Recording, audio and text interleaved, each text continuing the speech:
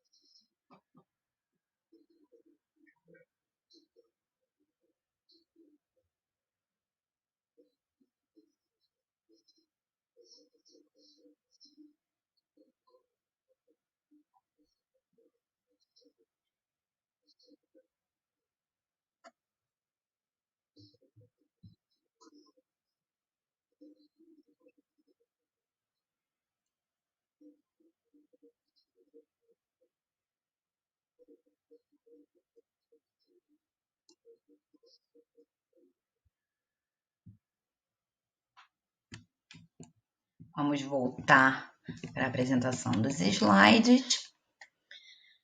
Bom, como vocês puderam ver no vídeo, eu espero que vocês tenham conseguido ler bem a legenda.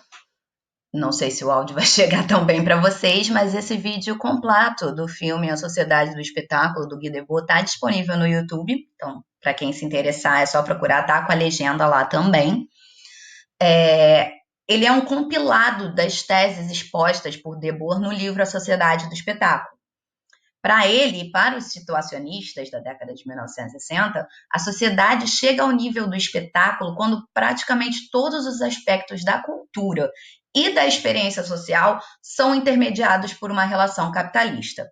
Mas nesse momento a gente se pergunta, por que capitalista? Qual a diferença primordial que há nas sociedades capitalistas que dá base para todas essas críticas? Bom, para a gente responder isso, a gente precisa fazer uma pequena digressão para mostrar a origem e o processo histórico que culminou na sociedade do espetáculo. Vamos lá. Esse é um slide que eu peguei emprestado do meu orientador, o professor Marcos Dantas, para a gente poder discutir isso, né? Primeiramente, o que a gente tem que apontar é que houve uma mudança no âmago das relações sociais nos últimos séculos. Se a gente considera as sociedades pré-industriais, é possível que a gente observe, é possível observarmos, né, que o sistema de produção vigente da época não visava o lucro ou o enriquecimento, como a gente entende hoje em dia, né? Mas a satisfação de necessidades pessoais, que eram supridas por produções domésticas ou então pequenos comércios. As relações sociais eram mais estratificadas, óbvio, pouco maleáveis. E as crenças dessas sociedades se baseavam numa metafísica de valores morais, éticos, hierárquicos, honra, enfim. A gente tem como exemplo o período do absolutismo e a crença no direito divino dos reis. Mas com o advento do capitalismo e a sua consolidação como um novo sistema de produção vigente, o que a gente verifica agora é que as necessidades pessoais nessas modernas sociedades industriais passaram a ser supridas através do comércio. Não mais aquele pequeno comércio ou produção doméstica, mas do comércio em geral, através da compra e venda de mercadorias. Mesmo que essas mercadorias seja também a própria força de trabalho dos indivíduos da classe proletária. A gente tem que entender que, como classe trabalhadora, a nossa força de trabalho também é uma mercadoria.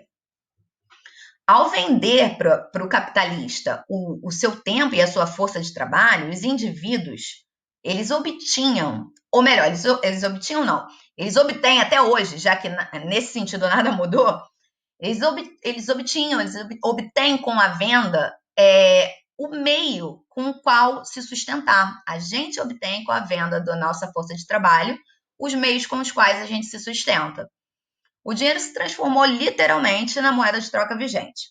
E o lucro foi reduzido a uma minoria que controlava os meios de produção, passou a ser o objetivo máximo dessas sociedades modernas industriais. Isso daí também mudou pouco. Se antes ficava no senhor feudal, agora fica nos grandes capitalistas, né? Fato é que a mobilidade social perdeu um pouco a rigidez. Isso é verdade.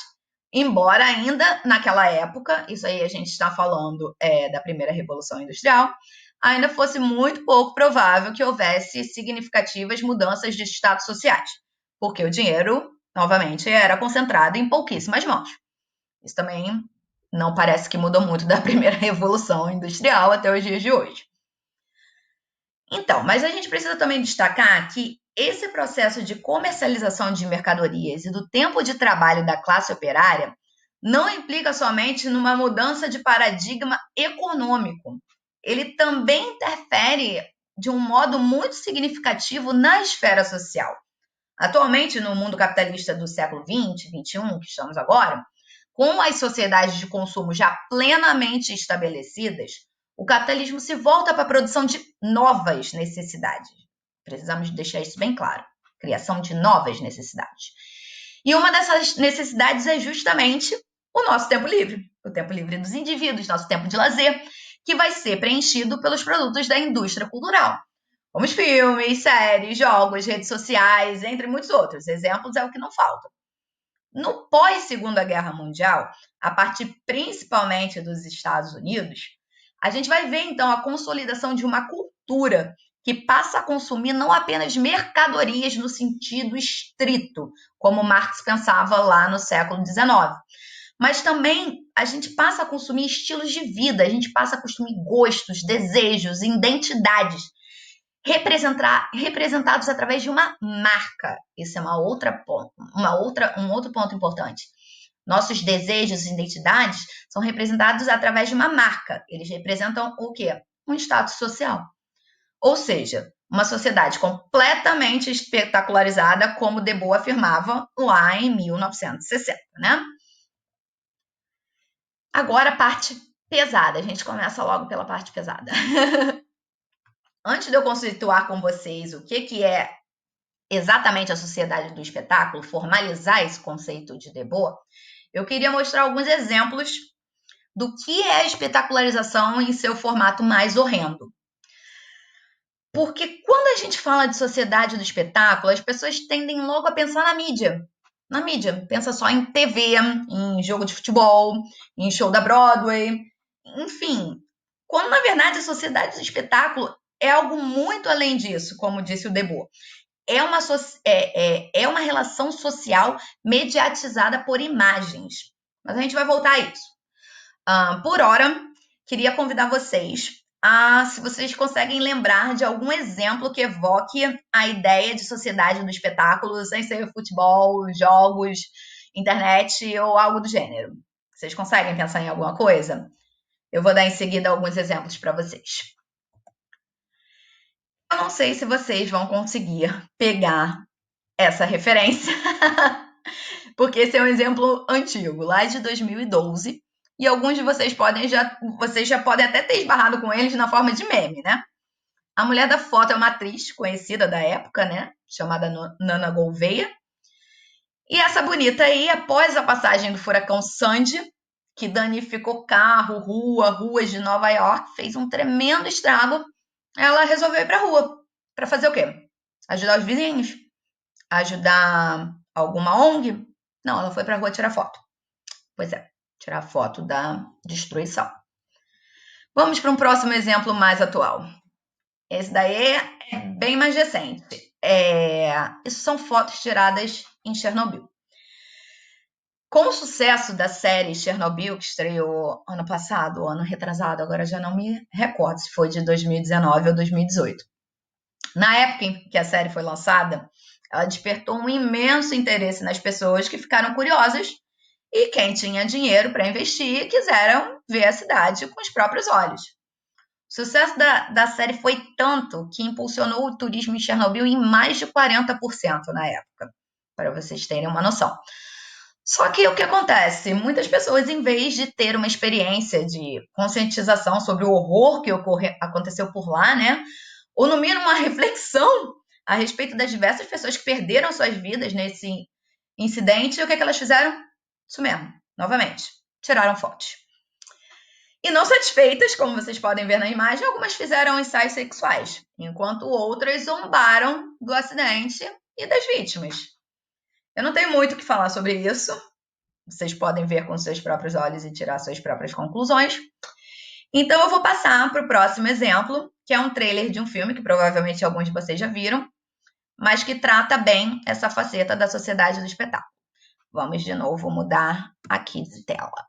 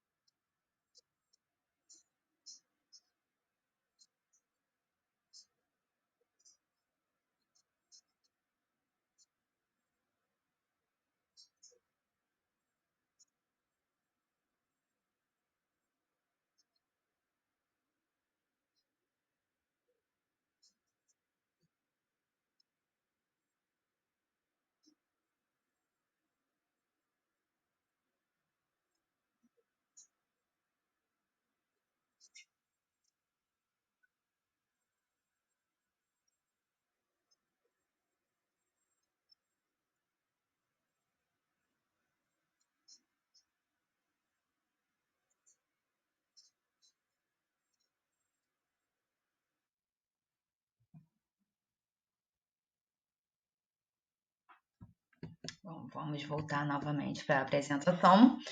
Eu não sei se vocês já conhecem esse filme, O Abutre, com Jake Gyllenhaal. Eu espero que tenha dado para ouvir o som. Se não deu, também tem esse trailer disponível no YouTube. Pode ter ficado até um pouquinho mais prejudicado, porque passou um avião aqui perto de casa logo no momento. Enfim, essas coisas acontecem em período letivo excepcional. Mas vamos seguir, gente.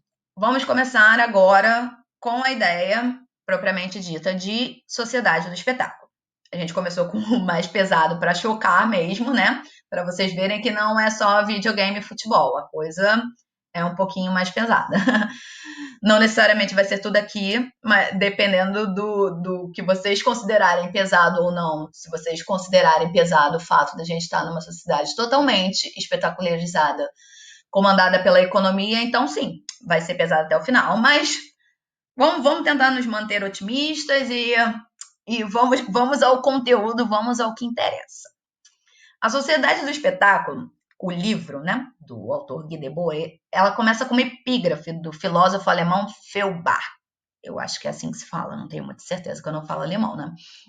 Como vocês podem ver no slide, que essa citação ela vem do prefácio à segunda edição do livro dele chamado A Essência do Cristianismo, que foi publicado pela primeira vez em 1843.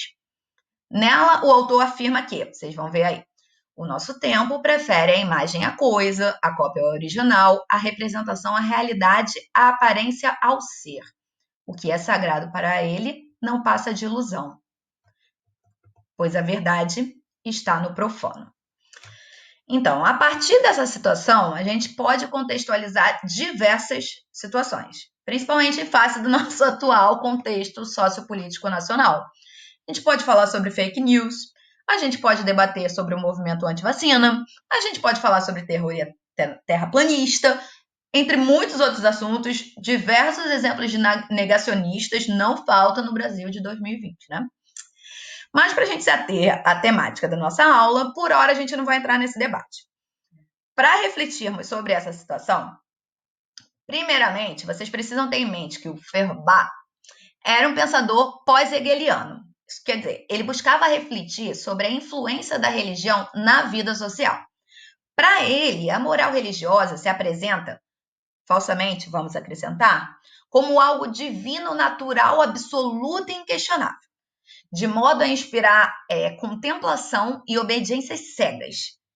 E, dessa forma, né?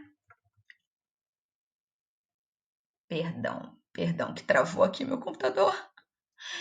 E dessa forma, ela acaba por inibir questionamentos, né, sobre a sua real natureza. Ou seja, de que ela não passa de um construto social, sem desmerecer as pessoas religiosas. Eu acho que, minha opinião, professora Vanessa, fé é uma coisa importante, mas a gente tem que ter em mente que se a gente está num debate científico, a fé é uma construção social. Melhor dizendo, as religiões são uma construção social. Dito isso, agora vamos contextualizar com o que a gente viu até agora no vídeo do Debord sobre a sociedade do espetáculo. A gente tem que, para o autor, para Debord, né, essa passividade dos indivíduos frente às representações não se restringe à esfera religiosa, como Feuerbach aponta no livro dele, né? Porque uma vez que nas sociedades contemporâneas, os indivíduos se tornam espectadores contemplativos diante dos mais diversos espetáculos, como eu já falei. Já dei alguns exemplos aqui, vou dar mais uns exemplos mais à frente, né? Na tese de número 47, o Debord afirma que o consumidor real torna-se consumidor de ilusões. A mercadoria é essa ilusão efetivamente real e o espetáculo é a sua manifestação geral. Então, sobre a sociedade do espetáculo. Nesse sentido que o Debord coloca, a sociedade do espetáculo seria composta por mecanismos de modulação social que sugerem falsas resoluções para todas as desilusões e angústias produzidas pelo sistema vigente, pelo sistema capitalista, né? Sim, a gente pode falar aqui de mídia, a gente pode falar aqui de marca, que elas efetuam realmente isso, elas produzem o que a gente está chamando de modulação na relação dos espectadores ou dos consumidores com o mundo à sua volta, né? Mas aqui eu gostaria de fazer um adendo com vocês. A gente não utiliza muito em pesquisas o termo manipulação. No caso, eu estou falando do meu grupo de pesquisas, né? Da política, economia, da informação e da cultura. A gente usa mais o termo modulação, principalmente eu e meu orientador, porque a gente se baseia muito num autor chamado Lucian Fess, que ele usa esse termo modulação. Mas, enfim, a gente não utiliza muito o termo manipulação, porque ele traz uma carga muito forte, que infere uma ideia um tanto quanto generalizante. Vocês já devem ter ouvido falar na teoria da comunicação chamada teoria da agulha hipodérmica, né?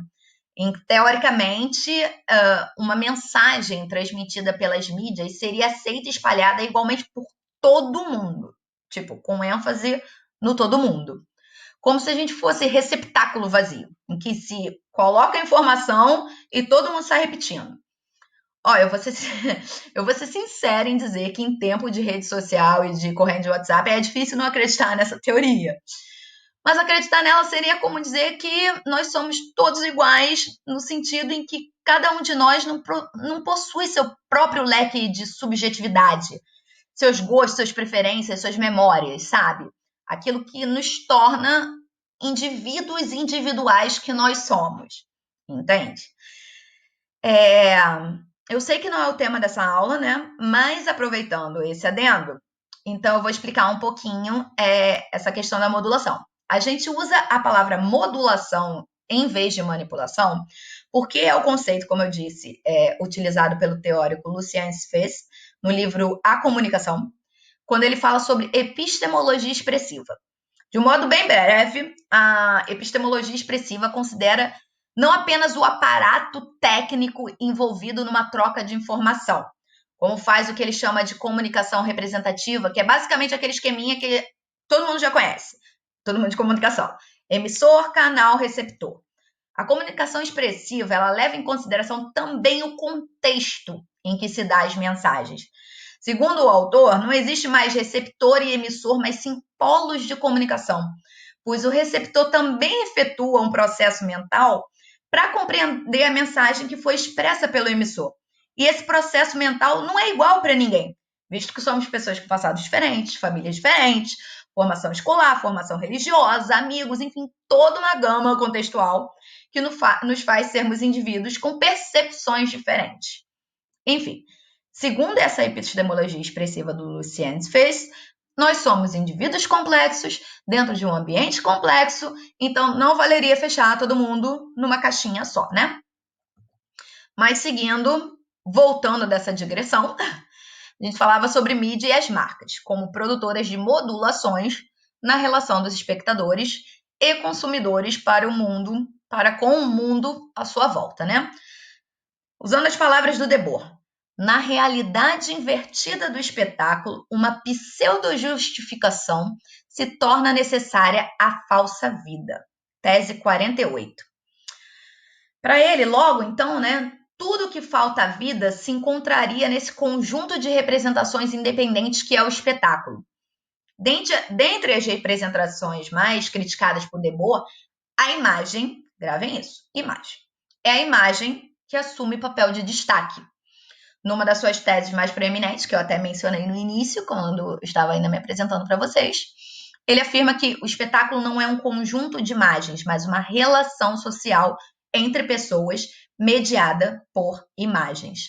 A gente tem, então, que a mercadoria, o produto material, é apenas, aspas, muitas aspas, um pretexto para o consumo de imagens, que para ele seriam metamorfoses ideais, que representam ou expressam gostos, prazeres, estilos de vida, identidades grupais, enfim.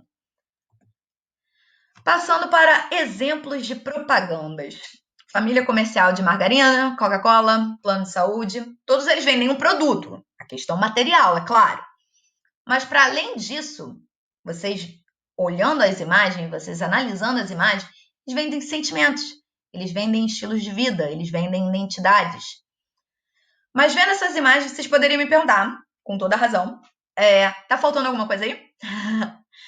Tá faltando alguma coisa tipo representatividade negra? Empoderamento LGBT? Alguma coisa do gênero? Então eu mostro para vocês o próximo slide. Por que eu estou mostrando isso? Para mostrar que, teoricamente, ninguém escapa do espetáculo, porque a lógica capitalista se apropria de tudo. Esse, por sinal, se vocês tiverem curiosidade, mais para frente vai estar disponível na biblioteca da UFRJ, na biblioteca online. Ele foi o tema do meu TCC de produção editorial que eu fiz sobre o filme Pantera Negra, em que eu discutia tanto a questão da mais do que bem-vinda representatividade em produção hollywoodiana, né? Mas tanto também a questão da apropriação do capital sobre as legítimas lutas sociais. Eu dei o título de Quem Lacra Também Lucra, dialética e representatividade no filme Pantera Negra. Em breve estará disponível para quem tiver curiosidade. Ainda não está, porque estamos em momento de pandemia, ainda não consegui dar entrada nos conformes, né? Dito isso, vamos para o próximo slide. A gente viu que a gente vive numa sociedade que favorece imensamente as aparências em detrimento da essência, né?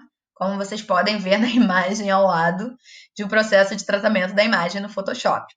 Totalmente fake, totalmente desnecessário, e uma prática nociva, né? Que naturaliza padrões corporais inalcançáveis. Na França, por exemplo, se esse tipo de imagem for comercializada, ela já tem que vir com uma observação notificando de que foram feitas alterações. Eu acho que a questão do Loom for Chrome vai estar cortando um pouco da imagem, mas eu acho que vai dar para vocês verem. Eu espero que sim, gente. Estamos todos nos adaptando a esse tempo de novas tecnologias 24/7. Mas vamos lá, ainda sobre a realidade das aparências. Para além dessa contemplação passiva de imagens que Debord sinaliza para a gente também precisa se atentar ao fato de que as imagens são carregadas de significados e que, inevitavelmente, as palavras e as imagens, elas trazem uma carga ideológica. E assim a gente acaba caindo na armadilha, que é a substituição da vida real por uma mera representação. Está em tempos de eleições, a gente vê muito mais isso do que a gente gostaria, né? Enfim, como vocês podem ver no slide, e repetindo novamente para deixar isso bem claro, as teses de Debord são muito importantes. O livro todo ele é feito dessa forma, com pequenos trechos, mas que constroem uma narrativa muito bem amarrada. O Debord nos diz: toda a vida das sociedades nas quais reinam as condições modernas de produção se apresenta como uma imensa acumulação de espetáculos. Tudo que era para ser vivido diretamente tornou-se uma representação. Então, nesse sentido, o ser, aspas, vamos botar entre aspas aí, ser das sociedades pré-capitalistas, como a gente viu no slide que eu peguei do professor Marcos Dantas, ou seja, a vivência direta do real, ainda que com aqueles valores metafísicos que a gente apontou, ele vai se transformar no ter das sociedades modernas e industriais, através, é claro, do aumento do consumo, né? Para finalmente culminar no parecer das sociedades capitalistas contemporâneas, com o consumo conspícuo e identitário e toda a lógica da obsolescência programada. Não reparem nesse barulho, gente, é meu gato tentando invadir. Enfim, no mundo espetacular, basta parecer, segundo a lógica de o que aparece é bom, o que é bom aparece, que é uma das outras teses do Debord. Logo, basta a representação, basta a imagem acabando por se tornar real, ao passo que a realidade se torna imagética. Esse falseamento da imagem, essa coisa meio nebulosa que ocorre nesse processo, é o que a gente vai chamar por fetichismo. Nesse próximo slide, a gente vai começar a delinear esse conceito que também é chave do fetichismo, tanto para Marx quanto para Debord. Como vocês podem ver no slide, que é uma citação tirada do livro História e Consciência de Classe, do Lukács, esse processo de reificação que ele fala, que é a chave desse trecho, é a essência daquilo que Marx cunhou com o termo fetichismo da mercadoria. Para quem não conhece o significado do termo reificação, eu vou mostrar no próximo slide, mas é só jogar no Google que você vai ver a definição dada por Lukács como um alargamento do termo criado por Marx. Reificação, basicamente, é um processo de subjetificação das coisas e de objetificação das pessoas. Então, como vocês podem ver aí, é uma coisificação, né? É uma forma específica desse processo de alienação que é típico do sistema capitalista. Vocês vão me perguntar, como é que isso funciona? Vou pegar um exemplo bem simples, espero, para vocês, para tentar ilustrar isso. Pensa no smartphone ou no computador em que vocês estão assistindo essa aula agora. Muitos de vocês vão pensar, em primeiro lugar, na marca. Vem aquela ideia bem espetacularizada. Não é um celular, é um iPhone, né? Não é um computador, é um iMac. Mas outros, ok, podem pensar que o computador é bom, é veloz, tem um novo processador i7, ou então, se for como no meu caso aqui, como ele é velho, lento, com HD que não cabe nem mais uma foto. Mas ok. O que eu estou tentando apontar com isso é, dificilmente alguém vai parar e pensar em todo o processo de produção por detrás disso que está bem na frente de vocês.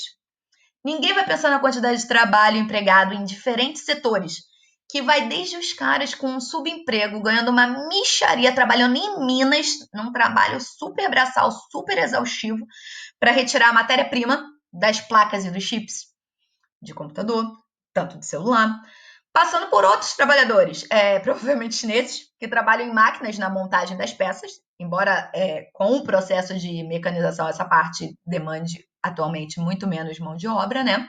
Temos o filme Tempos Modernos, do Charlie Chaplin, para ilustrar muito bem isso. Temos também o cara do design, que esse sim é o que ganha muito bem. Estamos numa sociedade espetacularizada, uma sociedade de imagens, não esqueçam disso. Que ele ganha muito bem ao fazer o desenho de uma tela com, sei lá, bordas arredondadas ou qualquer outra questão estética que o marqueteiro, por sua vez, vai utilizar para enaltecer as virtudes desse novo computador ou desse novo celular, que ao fim e ao cabo faz exatamente a mesma coisa que o seu aparelho de 2 anos atrás. Obsolescência programada, consumo conspícuo, são as marcas da sociedade do espetáculo. Como diria o meu orientador, né, o professor Marcos Dantas, a gente tende a achar que o computador e o smartphone é tão natural quanto o pão de açúcar. Só que não é, né, gente? Vamos à formalização do conceito de fetichismo, então. Segundo a professora e pesquisadora Sleide Fontenelle, que ela trabalha bastante com isso num livro um livro dela chamado O Nome da Marca, um livro excelente, que trata sobre a história do McDonald's, mas é muito mais do que isso, é muito mais apenas do que uma marca. Então, assim, para quem tiver interessado, vale a lida. Então, segundo a autora, o termo fetichismo vem desde o século XVIII e é oriundo da palavra fetiche, né?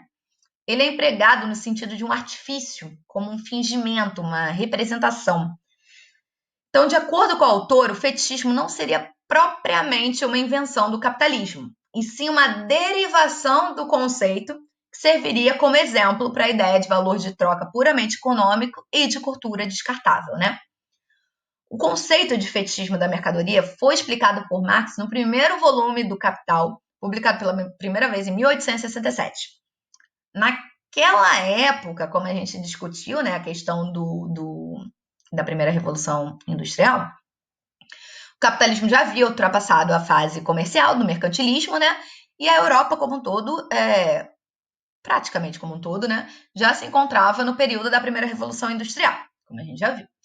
Nesse estágio do capitalismo, Marx percebeu que o mundo inserido no modo de produção capitalista passou a girar ao redor de mercadorias, abandonando, não sendo mais girando ao redor daquela questão de valores, de honra, virtude, hierarquia, etc. Estamos no mundo, aspas, do ter agora, né?